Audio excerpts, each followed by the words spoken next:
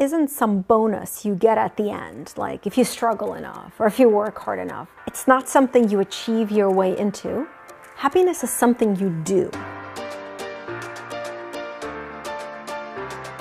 When I was 13 years old, my parents and I escaped from what was then Soviet Union.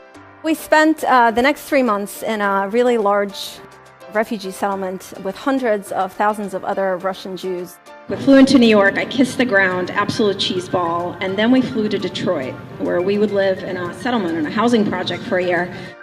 And if we're always chasing goals, I love what you said about the fact that when we get there, we're actually not there because we're not there to experience it. The most important thing you're doing in your life is what you're doing now. The thing that we have to recognize is that being present doesn't mean, sitting in a dark room, meditating. That's one way. Being present is just paying attention to whatever it is you're doing. Focusing on small positive moments that are part of our everyday has been scientifically proven to fundamentally change how positive we feel. It's called Happier, and joining us today is the CEO and Chief Happiness Officer responsible for it, Nataly Kogan. Welcome to the show, Nataly.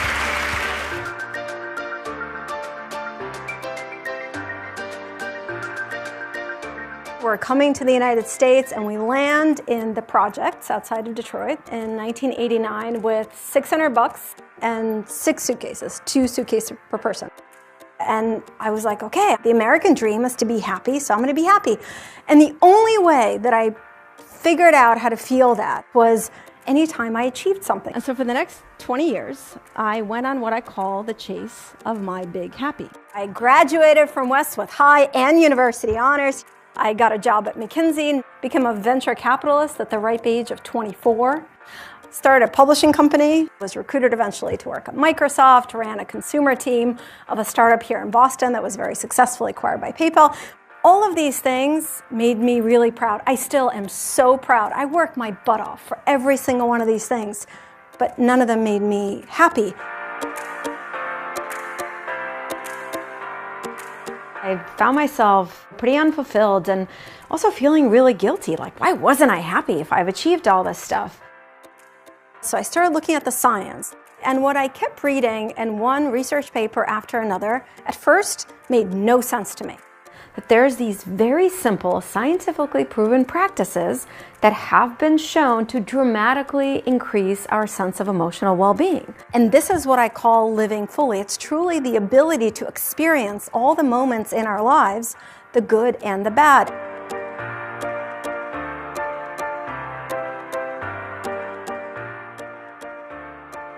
%80 of American employees say that they're either not very engaged with their job or not engaged in their jobs at all. 75% say they're stressed or overwhelmed at work. And the estimates vary, but it's somewhere around $450 billion is the cost of that disengagement and stress to the economy. People with a more positive outlook are healthier, have fewer heart attacks and strokes, they're more productive, they're more creative, they work better on teams at work, they're more innovative, they have better relationships. The list of benefits goes on and on. Consistently, researchers have found that companies that have overall more positive employees are more profitable.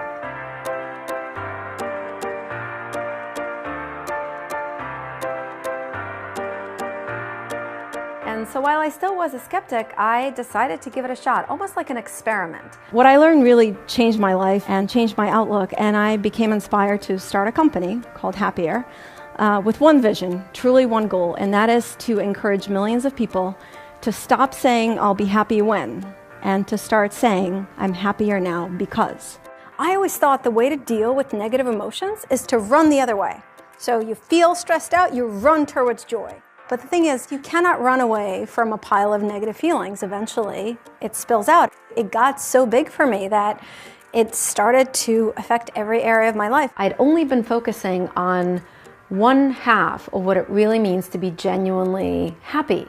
I had never learned how to process negative emotions, to actually feel them and do something with them. I'd been collecting them from those days back in the refugee camp and in the projects.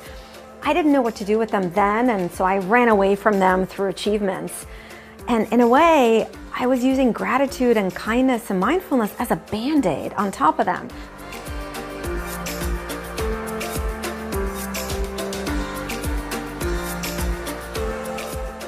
had to realize a big part of becoming genuinely happier is learning how to be okay when things are not okay.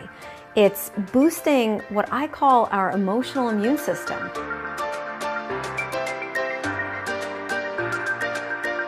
We all know we have an immune system, right? So what does our immune system do when a germ enters our body? A healthy immune system doesn't go, okay, I'm just gonna focus on what's working in the body and this. If it did that, we would get very, very sick. How do you do this? How do you experience more joy and strengthen your emotional immune system? I boiled it down to 4 core practices. The first one is what I call mindful awakeness. Simply the ability to be here now in this moment without leaning into the past or into the future. The second is a gratitude zoom.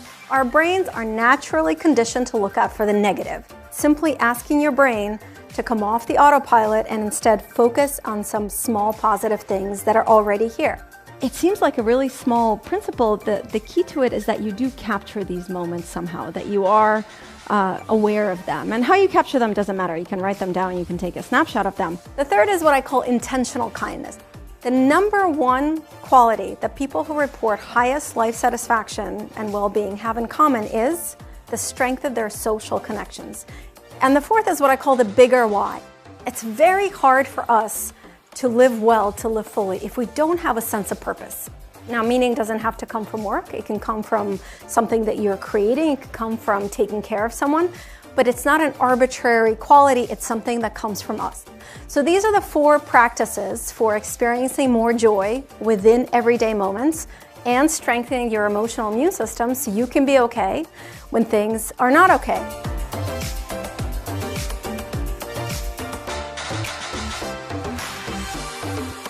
My life's work is to help people in all contexts, at work, in their personal life, learn and practice these incredibly simple but profound, scientifically proven techniques to increase their emotional well-being. I've created a happier workout, a workout for your brain.